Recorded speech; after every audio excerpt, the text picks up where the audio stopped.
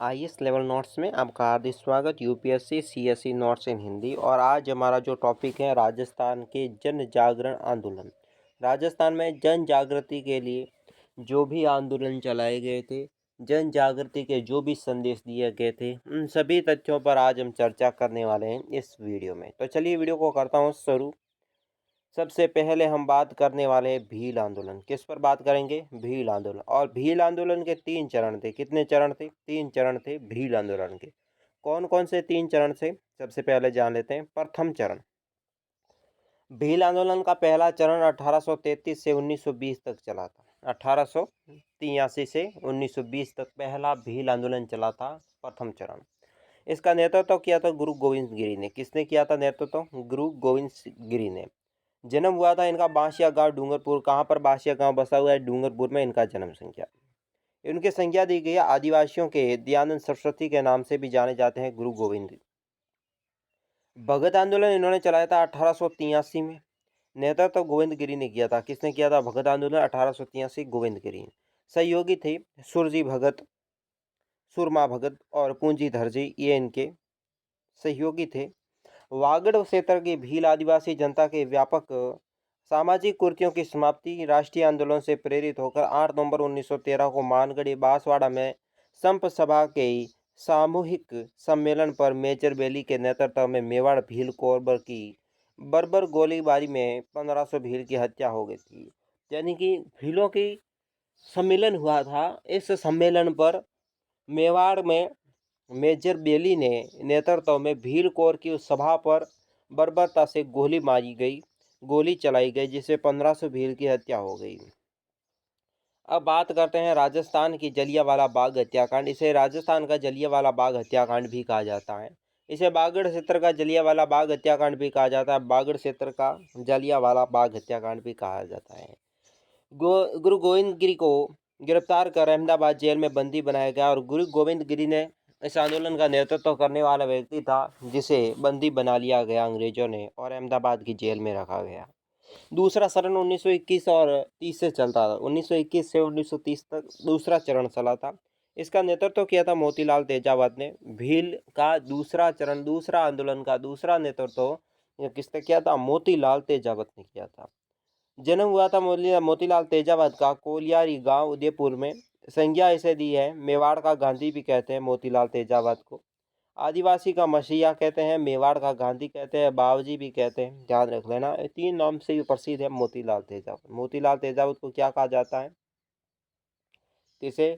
मोतीलाल तेजावत। मोतीलाल तेजावत को क्या कहते हैं? मेवाड़ का गांधी, आदिवासियों का मसीहा, और बावजी के नाम से भी मोतीलाल तेजावत है, वो प्रसिद्ध है।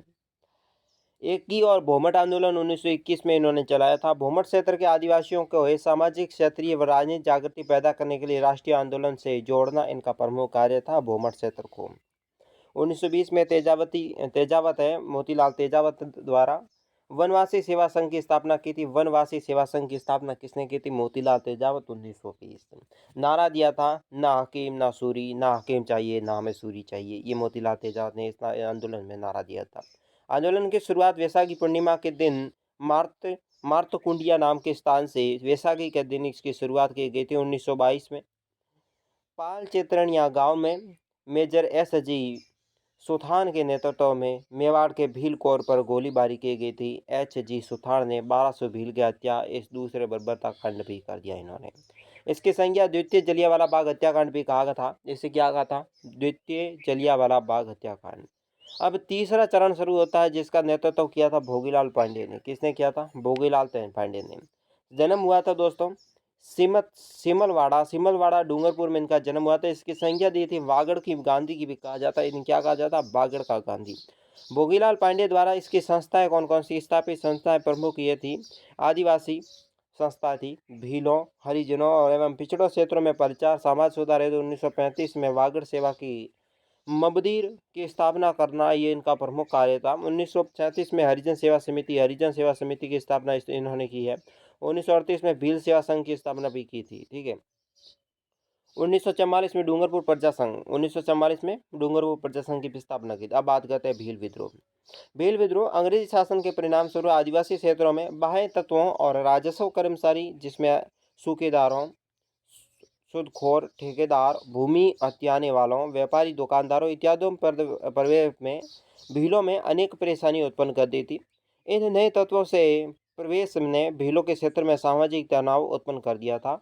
इसमें राजस्व में भाग में प्रतिवर्ष दर से अंग्रेजों को दिया जाने लगा था, जिसके तत्पश्चात राशि कुल राजस्व का 3.8 भाग दिया जाता था, जिसमें भील या तो कोई राजस्व नहीं दे पाते थे अथवा नाम मात्र का दे रहे थे।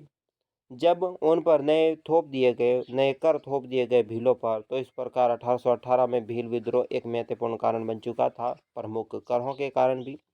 प्रथम भील विद्रोह उदयपुर के राज्य में आरंभ हुआ था। कहाँ से प्रथम भील विद्रोह आरंभ हुआ था? उदयपुर में हुआ था। भील अपने पाल के समीप के गांव में रखवाड़ी नामक कर जिसे कहते हैं चौकीदारी कर, अपने क्षेत्रों में गुर्जने वाले माल और यात्रियों को बोले सुरक्षा नामक स्थान से कर वसूला जाता था। जेम्स टोड ने राय की आय राजस्व के बढ़ती प्रयासों के अंतर्गत भील पर कठोर नियंत्रण स्थापित करने के ध्येय से भीलों पर उनका अधिकार कर लिया था। भीलों ने उन पर अधिकार कर छीन लिया था।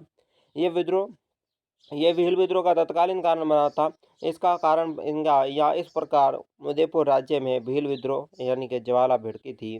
1820 के आरंभ में अंग्रेजी सेना का अभियान दल विद्रोह भील के दमन हेतु भेजा गया था, किंतु सफलता नहीं मिली। इन्हें क्या नहीं मिली? सफलता नहीं मिली। जनवरी 1823 में ब्रिटिश व राज्य के संयुक्त सेनाओं ने दिसंबर 1823 ईस्वी में भील विद्रोह को दबाने में सफलता प्राप्त कर ली। भील विद्रोह को दबाने में सफलता प्राप्त कर ली, किंतु अंग्रेज स्थायी शांति प्राप्त नहीं कर सके। डूंगरपुर राज्य के स्थित अधिक गंभीरता के कारण 12 मई 1825 को डूंगरपुर राज्य में लिम्बा बारू के भीलों ने अंग्रेजों के साथ समझौता किया। वास्तव में अंग्रेजों द्वारा भीलों पर थोपा गया था। जनवरी 1826 को गारसिया भील, मुखिया दौलत खां या दौलत सिंह कहते हैं, गोविंद ने अंग्रेजों और उदयपुर राज्य के खिलाफ विद्रोह किया था। उदयपुर और अंग्रेजों के खिलाफ विद्रोह भी किया था। उन्होंने प्रतिरोध हेतु भीलों को फौज इकट्ठी की। उन्होंने पुलिस थानों पर आक्रमण किए, सैकड़ों सिपाहियों को मार दिया गया। 1823 ईस्वी में लंबी बातचीत के उपरांत दौलत सिंह के आत्मसमर्पण के पश्चात विद्रोह को समाप्त कर दिया गया। क्या कर दिया गया? विद्रोह को समाप्त कर दिया गया। सैनिकों द्वारा भील का दमन करने की दिशा में पहला कदम 1837 में जोधपुर के लीले नामक स्थान पर सेना का गठन किया गया था। किस स्थान पर? लीजड़ नामक स्थान पर इसका गठन किया गया था। इस सम्मेलन का मुख्यालय अजमेर में रखते हुए एक अंग्रेज अधिकारी को कमांड दी गई थी और 1842 में जोधपुर लीजन के मुख्यालय सिरोही राज्य में ही बगड़ाव गांव में एरिनपुर स्थापित कर दिया गया। एरिनपुर नामक स्थापित कर दिया गया था वहां से, ताकि जो आंदोलन हो रहा है उसे दबाया जा सके। सैनिक संगठन था। गोविंदगिरी या भगत आंदोलन भीलों के जागृति के विचारधारा फैलाने वाले सर्वाधिक महत्वपूर्ण नाम गुरु गोविंद का था।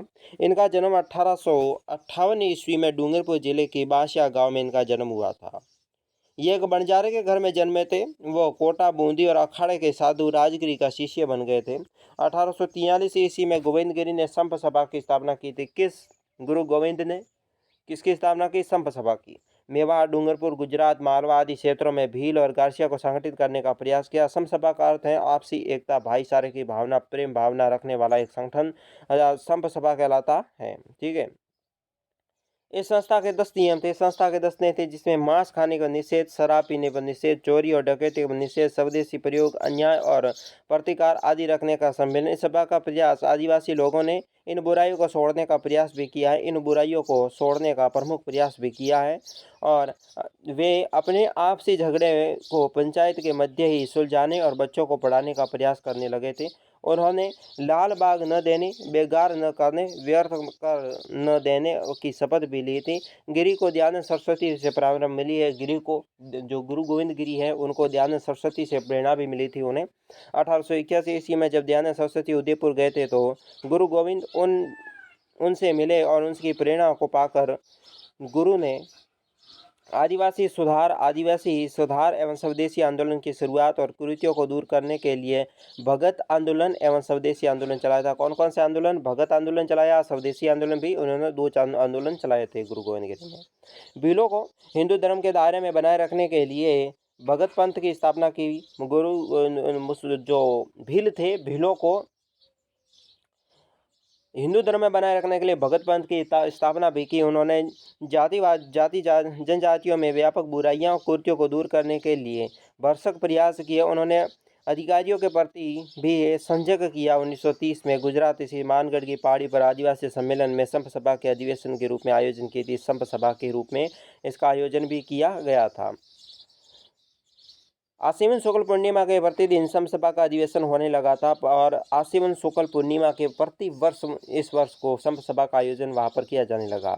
बेरसा गोविंदगिरी के गतिविधियों का केंद्र बन गया था और बेरसा गोविंदगिरी के गतिविधियों का केंद्र बन गया। पूंजा धीर जी गोविंद गुरु के प्रमुख शिष्य थे और ये धीर जी गोविंद गुरु के पूंजा धीर जी है वो गोविंद गुरु के प्रमुख शिष्य थे। मानगढ़ का विराट सम्मेलन भी किया। गोविंदगिरी ने अक्टूबर 1913 ईस्वी में भीलों को मानगढ़ पहाड़ी पर एकत्रित होने का संदेश भी दिया। उन्होंने 17 नवंबर 1913 को मेवाड़ भील कोर यानी कि दोस्तों वेलेंजली राइफल्स और 7वें राजपूत रेजिमेंट के सैनिकों को मानगढ़ की पहाड़ियों पर घेर लिया था। वेलेंजली राइफल व 7वें राजपूत रेजिमेंट के सैनिकों ने मानगढ़ की पहाड़ी पर भील कोर की सभा को घेर दिया। इसके नेतृत्व 1913 ईस्वी में मानगढ़ बांसवाड़ा की पहाड़ी पर संप सभा का विराट सम्मेलन आयोजित हुआ तो सेना द्वारा बरसाई की गोलियों में 1500 स्त्री पुरुष घटनास्थल पर मारे गए। इस घटनास्थल को भारत का दूसरा जलियांवाला बाग हत्याकांड भी कहा जाता है। भारत का दूसरा जलियांवाला बाग हत्याकांड।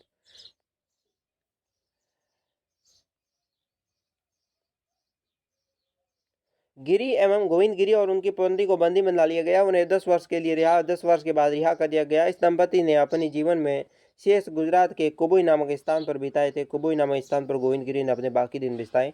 फिर मोतीलाल तेजावत और एक ही आंदोलन जिसे भूमट आंदोलन भी कहा जाता है या मातरकुंडी आंदोलन भी कहा जाता है। उदयपुर यानी कि कोलियारी में जैन परिवार के जन्मे मेवाड़ गांधीगिरी को दोस्तों मोतीलाल तेजावत ने अत्यधिक करों, बेगारों, शोषण एवं सामंती जुल्मों के विरुद्ध 1921 ईस्वी में मातरकुंड या चित्तौड़ में आदिवासियों के लिए एक ही आंदोलन चलाया था। एक ही नामक आंदोलन चलाया था। इस एकता स्थान करने के लिए अभियान को ही एक ही आंदोलन के नाम से अभिहित किया गया था। एक ही आंदोलन का मूल उद्देश्य भारी लगा अन्यायपूर्ण लोगों और बेगारों को किसान मुक्त करवाना। मेवाड़ में 19वीं शताब्दी में भील आंदोलन का मुख्य रूप से मगरा क्षेत्र पर केंद्रित था जो 20वीं शताब्दी में प्रारंभ होकर पहाड़ा आदि क्षेत्रों में फैल गया था।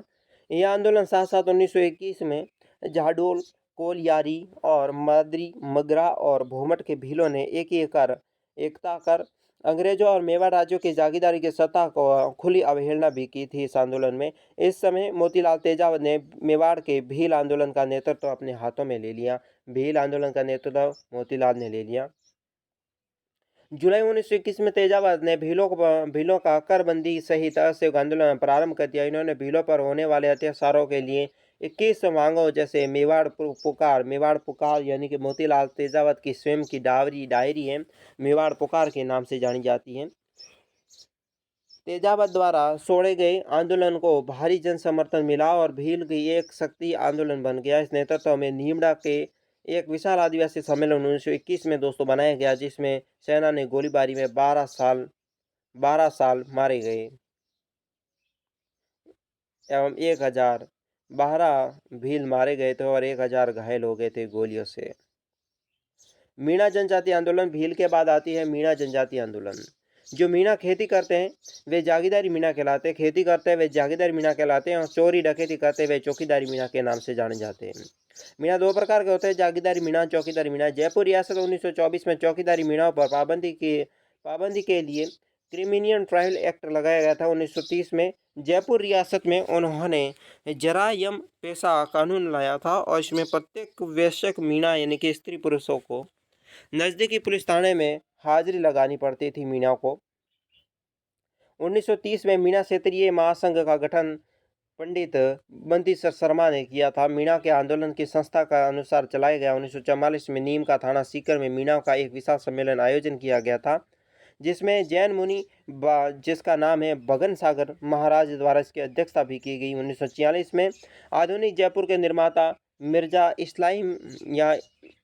इस्माइल जयपुर के प्रधानमंत्री यानी कानूनी ददर्शी व जिन मीणाओं ने इस अपराध नहीं किए उन्होंने थाने में हाजिरी की मुक्ति दे दी।